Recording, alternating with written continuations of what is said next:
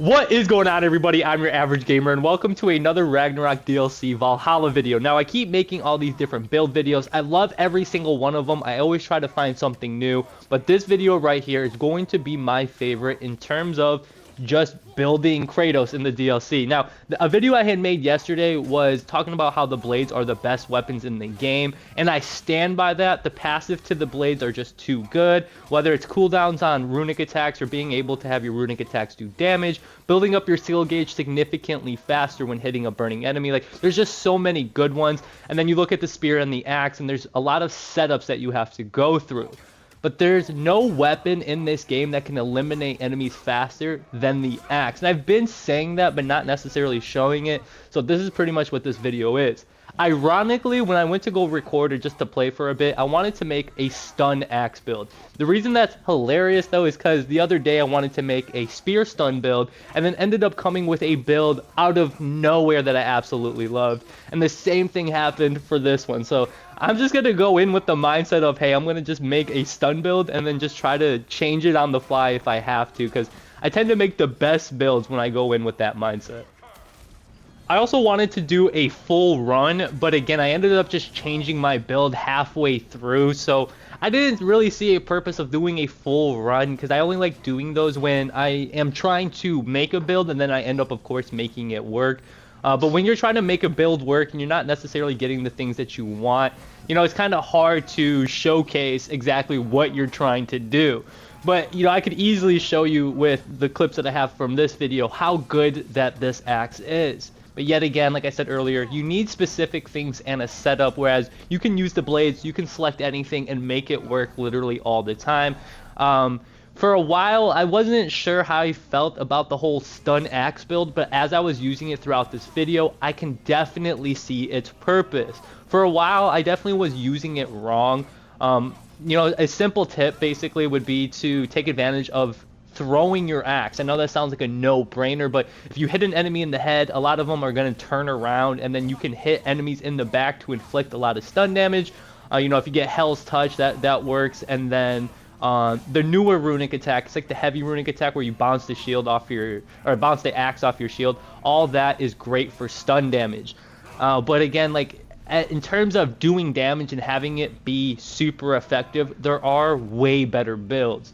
But again, like, you can still take advantage of absolutely everything. Like, having that stun blast pop up when you use a precision throw with your axe can be massive, because having that stun damage might not be great, but as soon as you get them stunned, it's free damage, you know. And there's also a passive to increase the duration of the stun by 50%. So you don't even have to press R3 to do the finisher. You can just sit there and build up your skill gauge, or you know, maybe just continue hitting them because you have every passive effect working for you, and you can get way more damage off that way.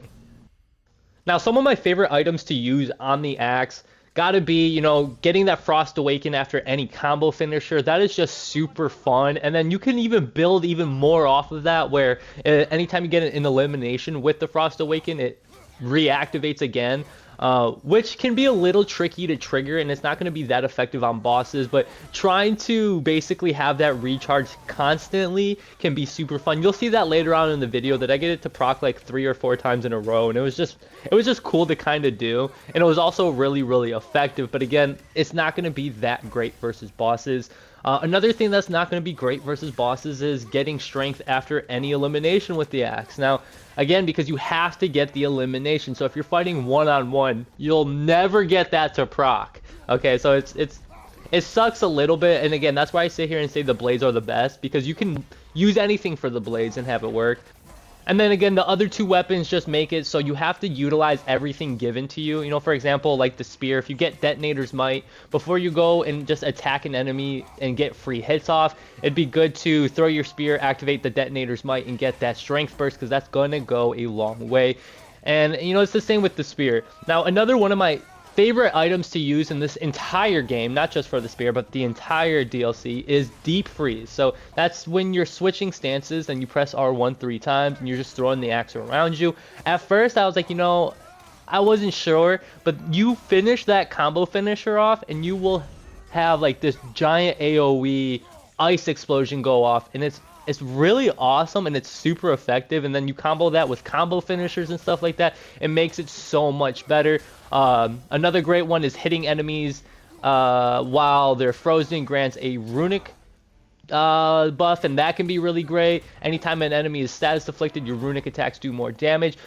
For my opinion, what I've seen in terms of damage, the Frost Axe does like the most burst damage or the most damage with the runic attacks, but you can't sustain it because there's 0 cooldown. You know, again, you can get specific things where it's like you have a chance of luck to restore 70% of that cooldown, but unlike the blades where you can just mash triangle and press R1 or R2 for cooldown, you're not going to get any of that. And the same with the spear, you know, like there's very little cooldown when you're using those types of weapons.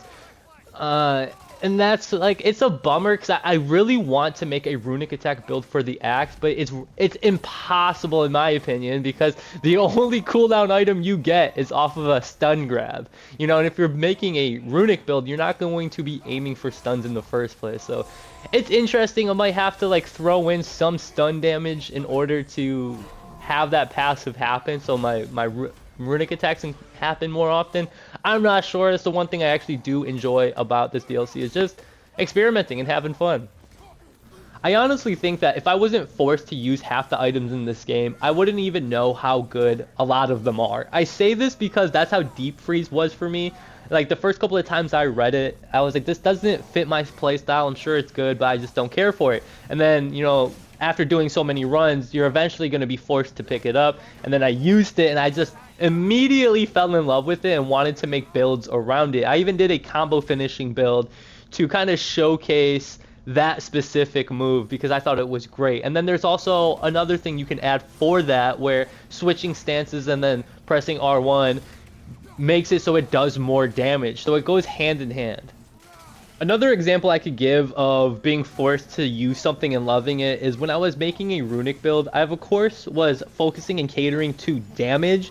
I mean, that is just my playstyle, right? But then after trying to find different playstyles, I eventually came across the unbeatable runic build, and I uploaded that as well because that was something that just caught me by surprise. Now, it wasn't eliminating enemies in a blink of an eye, but being able to survive and then get health burst off of runic attacks was super great. And then runic attacks are also really good to use.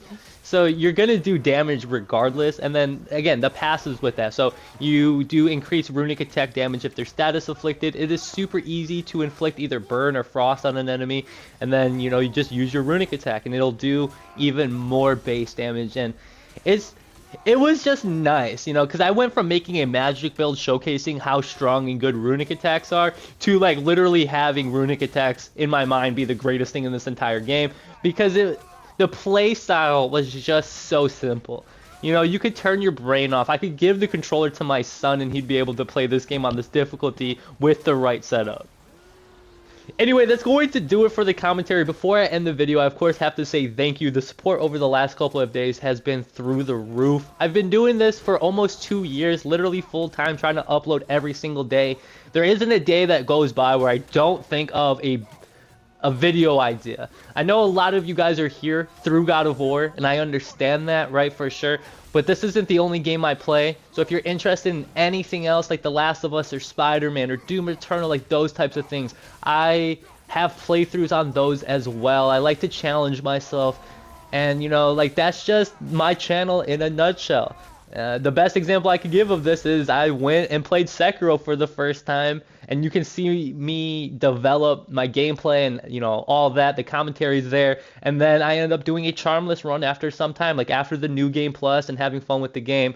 I went to do the Charmless run, and the Charmless run is where it's like the game is significantly harder. You're basically going through the game with burdens on, and you know, it was pretty cool to sit there and get good over time, you know, and then also sit there and challenge yourself. Anyway, I really hope that you guys enjoyed. A like, comment, sub would of course mean the world. Your boy out here trying to hit 1K. We're almost 300 subs away, and I'm like, that makes me kind of excited. As always, I love y'all, and I hope you guys stay smooth. Peace.